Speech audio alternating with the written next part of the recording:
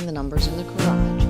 And then the two are going to go over this with a little bit of paint and just kind of color it in, said that really finishes the wallpaper. So here's one mistake that I made. Something here in the bathroom. I really wish I would have taken a before and after of it into white, and that'll also give me an opportunity to fix it. There's an official sign out at the driveway. Welcome. Good morning, everybody. Florida Girl here on one of my homestead adventures. Yes, it has become quite the adventure to have the homestead. Trying to figure out what we're going to end up doing with this ridiculous pool. You know, this might be a really good angle to show you. Now, if you look closely, you can tell that this pool is actually set up, cattywampus would be a good word for it. It is not level. So that's a problem. The next problem, I can't get rid of this green. It basically hasn't been used since about November when it gets cold here.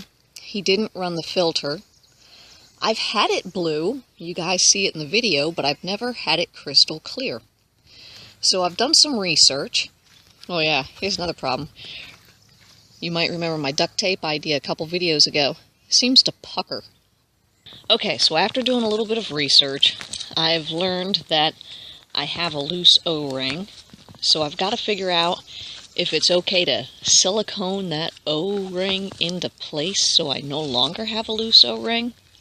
The next thing I need to do is figure out what is a good amount of time to run the filter. Am I running it too much? Last, do I drain it? Do I just drain it, clean it really good? If I drain this thing, well, at that point in time, then we level it. If I level it, I got a good feeling my husband's going to say, this thing has had it.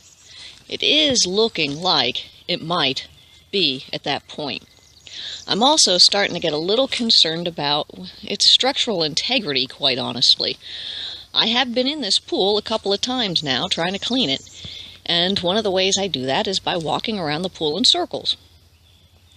Just that amount of water pressure movement causes a creaking sound. Out of these side beams, I discovered it's mostly over here.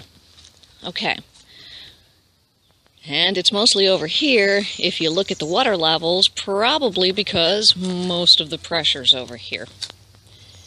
So another concern I've got is if I drain it to clean it, then we need to level it. If I level it, would that take the pressure off and make this still a viable pool, though ugly due to sun wear? Not a big deal. We can take care of ugly. All right. Anyone else have any experience with one of these Intex pools? I'm thinking it can't be built out of the sturdiest of materials. Lord, my parents had a pool that, if I remember correctly, it moved from Florida to New York and was set up.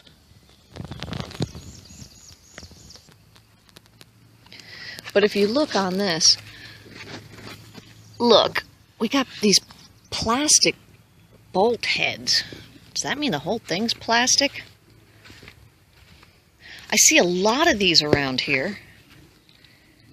They're Intex pools. And this is a beast, too. Let me show you this.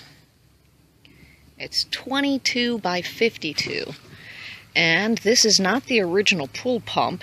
This is an actual real pool and spa pool pump. So, it's got a great pump. Better than the little canister piece of shit that comes with it. But as I was saying, I read online that the O-ring causing the leak, where I know I've got a leak, would cause it to remain cloudy. So, pool people in the comments section below, if you know anything, got any suggestions, go for it. As always, thanks for watching, thanks for your suggestions here on Florida Girls Homestead, my side adventure for the time being.